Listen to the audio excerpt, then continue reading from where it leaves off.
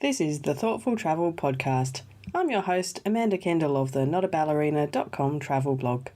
Every episode I'll share travel tales from several fellow travel lovers, and together we hope to entertain and inspire you, remind you of some of your own great travel experiences, and encourage you to hit the road again soon.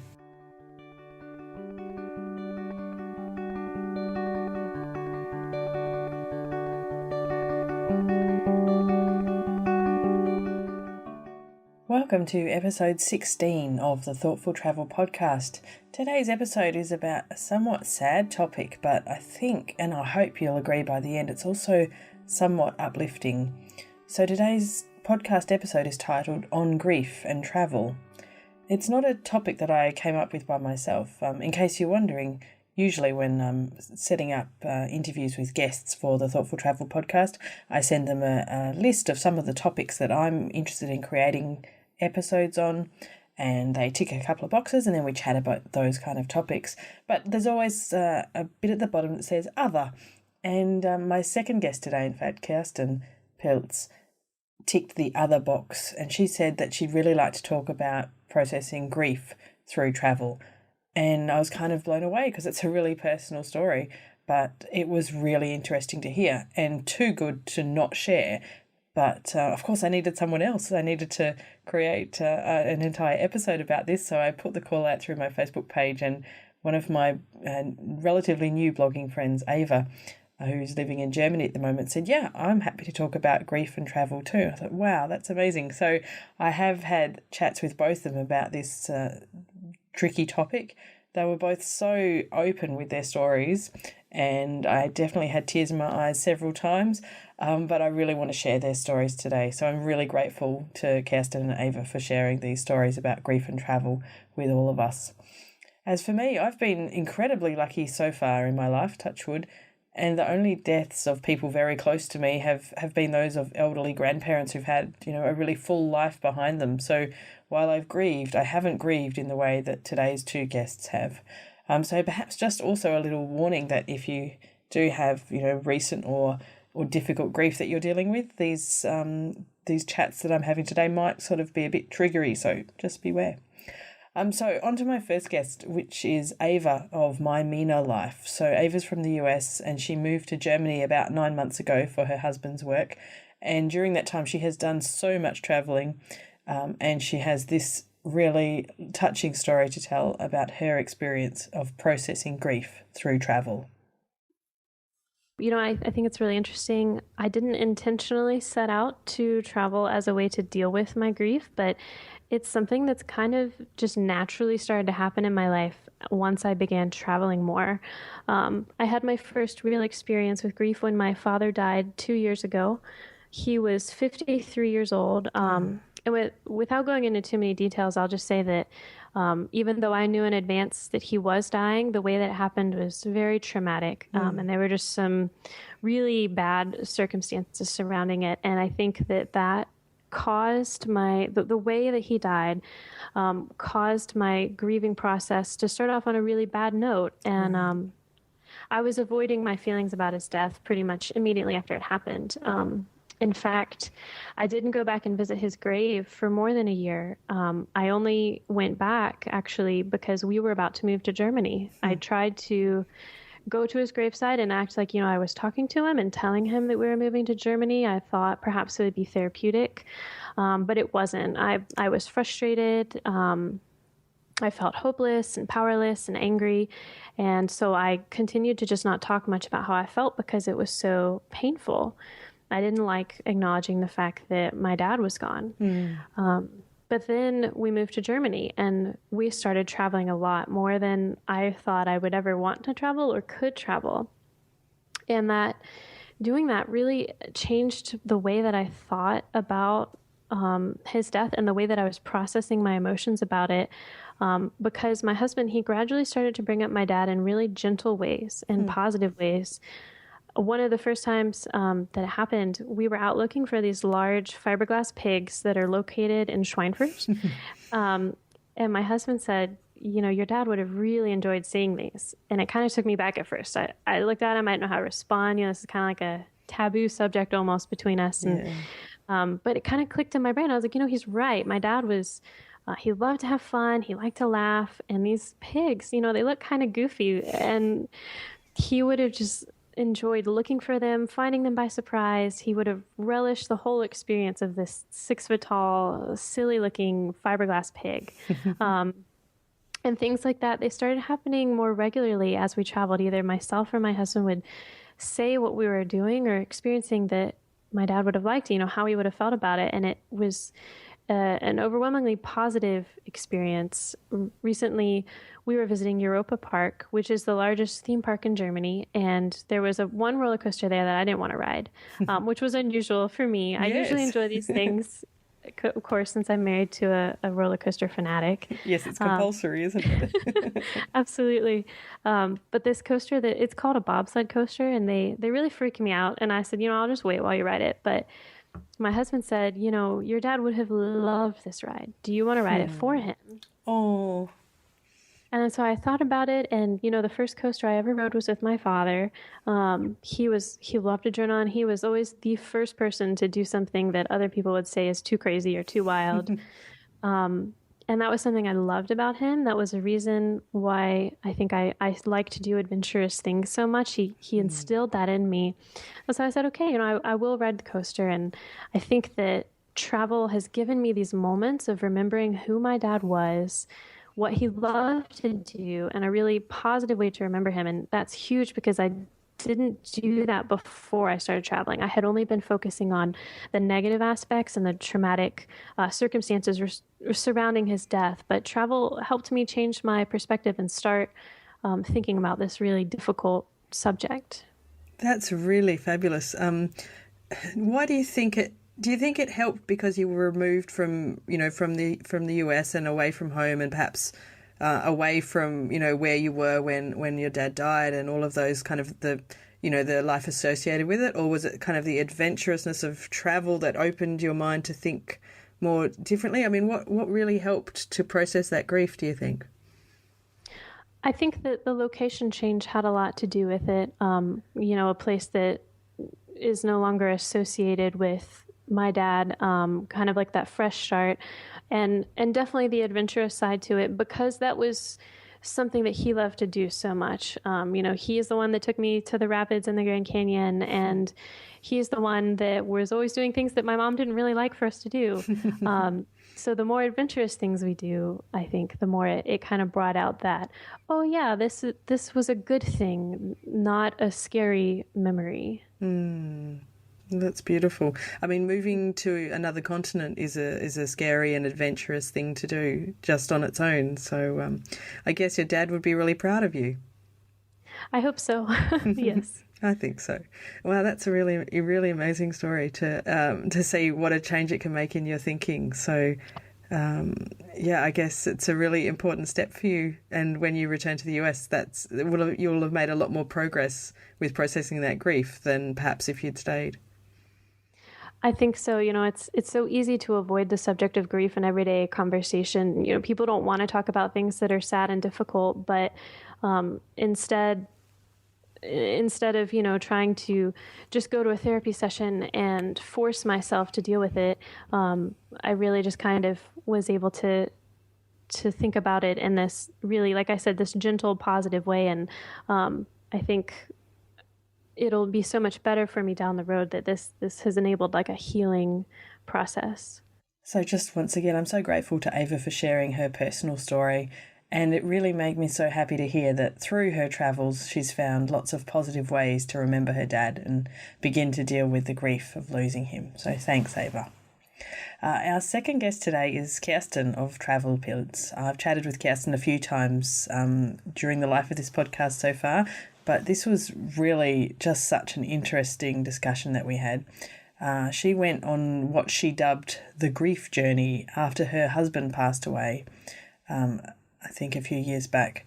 And our chat just ranges through this huge variety of grief-related experiences on Kerstin's trip. And I hope you'll find it as fascinating as I did. And thanks again to Kerstin for sharing this really lovely story.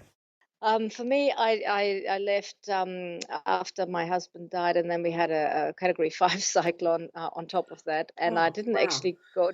Yes, we had it 2 weeks, 3 weeks after his funeral. Yeah, almost not even 3 weeks, and it devastated my community. Nobody, only one person was killed because in Australia, it, Australia is used to natural disasters, and our houses are built to cyclone standards. So That's right.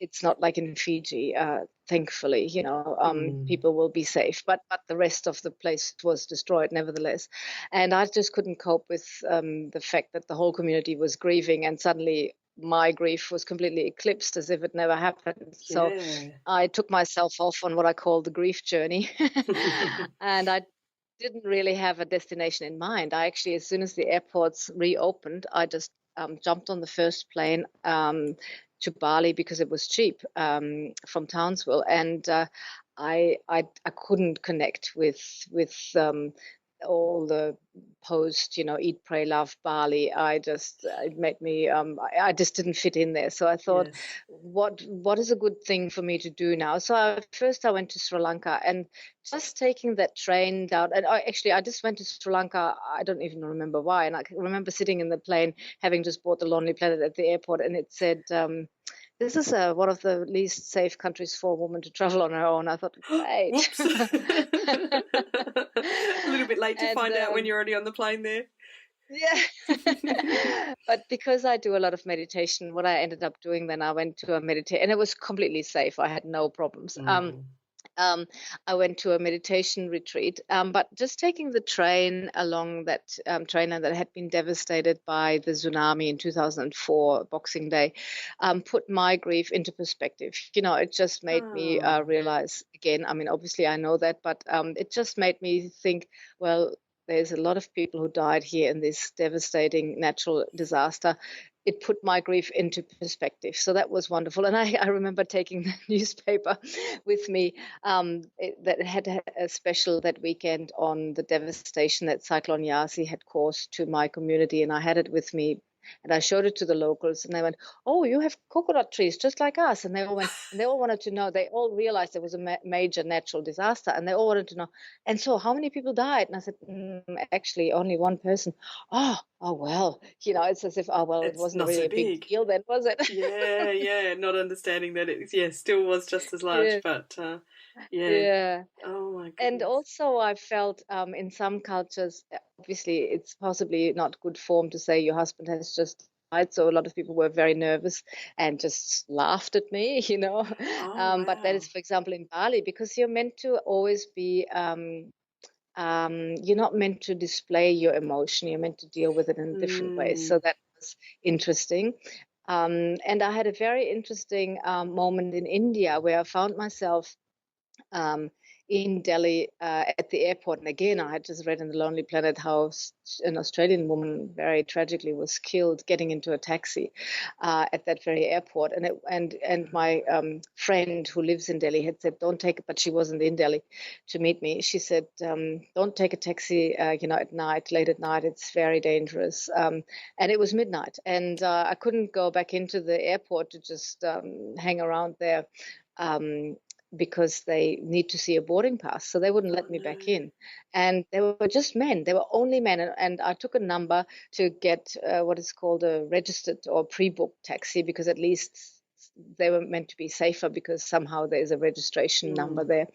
And the man whose number I had picked, he screamed at me and shouted at me. I said, "What's wrong? I just want you to take me to this address." And he couldn't speak any English, but he was furious. And Wow. I didn't know what to do. And then another taxi driver came forward and I said, "Look, I'll take her." And he spoke good English, and he explained to me that really it's not worth my while, madam, because it's a short distance and we wait here for 8 hours to get in the queue to get finally a fare. And then we get such a small way to take you, and it's not worth our while. And he just kept going on and on and on. And then he asked me what had brought madam to India. And I just told him. and he changed completely. He was so compassionate. He was like, "Oh my God, madam." And he was the kindest, most caring person. And just the fact that I was grieving and I had gone to his country to deal with my grief, I'd gone to Varanasi, to the Ghats and so on, to observe, the ritual that the Indians have. It just brought out this different human being in him, which was just a magical moment. Yeah, I'll never forget that. Yeah, that really gave me chills. It's beautiful. It's a shame that you have to have an experience like that to be able to connect with a local in that way. But I mean, it's obviously not the only way. But how wonderful that some good things can come out of that. That you can have these amazing travel experiences. So. Yeah. Yes, yeah, and it was like midnight by the time he got me to the address, and I was going to give him a tip, and he said, "No, no, no, madam, no, no, no, absolutely not." Oh, So bless. yes. Oh, that's really Yeah. amazing. How beautiful. Mm, Yeah, I mean, you're right. Grief is a really, even within our own, like in the Australian culture, it's a thing we often don't know how to talk about, and then throw in cross cultural communication issues, and there's a whole there's a whole huge can of worms that you don't know how people will react, and you probably can't find much about that on a website. You probably it's harder to find out how to talk about something very specific like that in different cultures. Yeah. So, yeah. Well, that's right, which is why I will have to write that book one day, The Grief Journey. Definitely, Because I had yes. so many insights. And you know what? Because you have a connection to Germany, the most interesting and confronting place for me was actually Germany.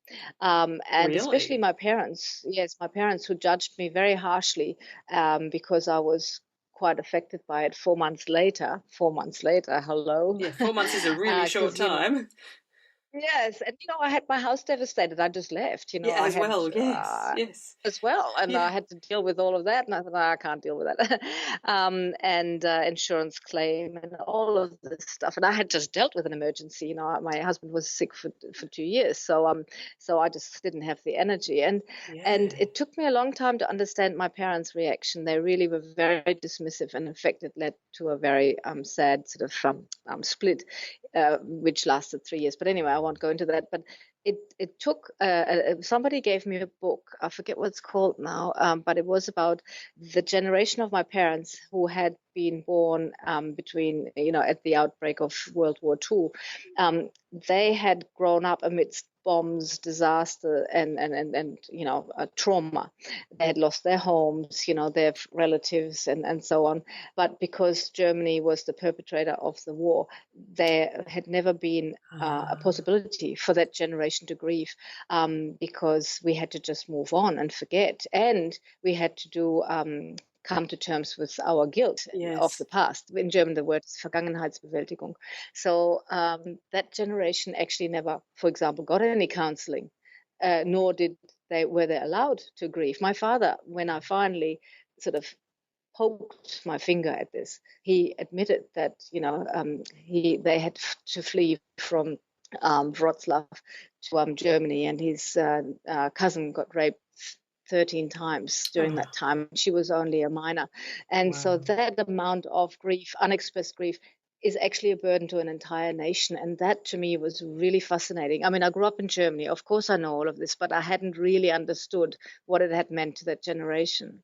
Yeah, that generation in particular, isn't it? I saw a documentary once, which I can't recall its name, but it was about that topic, and it was so immensely amazing to me that they could feel such collective guilt about things that were not their fault at all, but it was just so instilled in them that they should feel that way, I guess. And yes. And you're right, not having had a chance to grieve any of these, terrible things that happened either. So yes, and they don't talk about it. So therefore, also, if you've just lost your husband, well, but you're still alive and you're healthy, that's nothing in comparison. So yeah, so that was really interesting. Wow. Yeah, it's a really interesting perspective it's an interesting lens to look through as you travel the world. So Yeah. Yes, and also the other interesting thing was to see the cremation rituals. In some countries, like in Bali, the cremation rituals are their massive spectacles, as are the burning guts. In India, which that was also interesting. They told me that women are not allowed down on the guts because, as somebody told me, women are very hysterical and they cry and they disturb the spirit. So women not allowed down there. Yeah, I would So, cry too, I think. Did you not yeah. find thinking about that stuff quite confronting in that, just after having just lost your husband? No, on the contrary, because finally I could sort of, like in Australia, people get sick of people grieving. It's like, yeah, haven't you, like, isn't it Right, time you moved yes. on from that now? Like a girlfriend of mine, I was actually fascinated how with girlfriends you can speak endlessly about, a boyfriend who's been horrible to you, and they never tire of that same conversation. But if it comes to this, people just don't want to really know about it. It's very interesting. And so, exposing myself to that in other countries actually was really good for me. It really helped me understand, how important, and also the fact that we don't have rituals. It doesn't Yes. make sense. My husband wasn't religious, so therefore he didn't want to be buried in a cemetery. We Yeah. did a burial at sea, a beautiful burial at sea. Here, and to see how other people deal with it. In fact, when I was on the guts, I noticed a French couple. They came with a little clay box, and I'm sure they had somebody's ashes in there, and that was Oh. their ritual. So it's interesting how we find new rituals. In Germany, I was going for a walk in the woods because I always love doing that, and I came across this stretch of forest which is called the Friedwald. It's the peace forest where you can buy a tree, and that is where you get buried. And it's a green burial, so the urn and everything is decompostable. Wow, that's a nice. I think I could imagine being buried there. That sounds like a, yeah, return to earth and be in a beautiful place, kind of. Yeah, you're right Yes, though. We yes. do, we do are missing kind of really good rituals because as your husband, lots of Australians are not particularly religious, so we're missing out Mm, on those kind of rituals. mm, We don't have any other kind of cultural stuff to hang on to, and so perhaps that's why we don't like to talk about it for too long, I guess. And so your travels yes. Mm, allowed you to continue to think mm, about it, and without mm. those kind of, yeah, stop talking about it. It's 4 months now. Stop it, sort of thing. Wow, Yes, yeah. And it fascinating. was, and also I felt quite at ease talking to total strangers about it. And I found strangers who were willing to talk to me about it. It's also, I guess, that sometimes you just have this magical moments, where you find the right people at the right time to be there for you. And they're complete strangers, and that happens to me a lot when I travel. I was just utterly fascinated by my chat with Kerstin and so intrigued by all these different experiences she had, which helped her deal with her grief of losing her husband. And the other aspect I really liked is it's just wonderful to hear that a lot of the things I really love about travel, like meeting interesting local people, discovering cultural differences, well, all of these things kind of helped Kerstin in difficult times through grief. So I think that travel is not just something for fun and, great memories. It's also something that can help you through all kinds of difficult situations. And I think that's just one more reason we should travel as much as we can. So, thank you very much for listening to episode 16 of the Thoughtful Travel podcast. If you've been enjoying these podcast episodes, I would really be grateful if you could leave a rating or review in iTunes. It helps more people to find the podcast and hopefully helps more people to travel and get more out of it. I always give a huge thanks to my guests, but this week I want to give an even huger thanks than normal because I'm sure you'll agree that they really opened up and told us some very personal stories. So a very, very big thank you to Ava and Kerstin. If you're looking for them online, you can find Ava at My Meena Life. That's mymeenalife.com. Meena is Meena.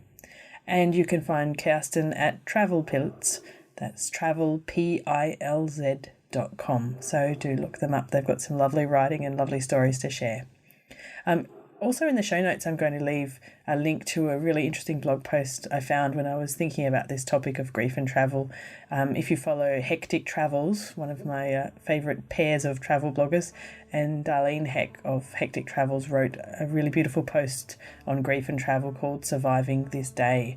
So there'll be a link in the show notes to that as well. And the show notes for this episode will be at notaballerina.com/1616. If you have a comment or question or suggestion or anything you'd like to tell me about, you can find me in a few places as well. You can tweet me at Amanda Kendall. You can use the hashtag ThoughtfulTravelPod there as well. And if you prefer Facebook, then you can look up Not a Ballerina on Facebook and leave me a message or a comment there.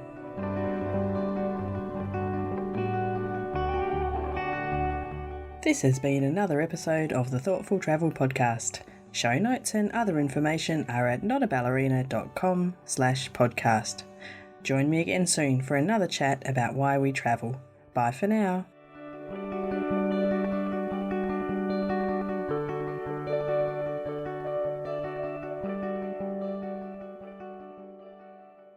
Jackrabbit FM for your ears. Who is that? Hi, podcast.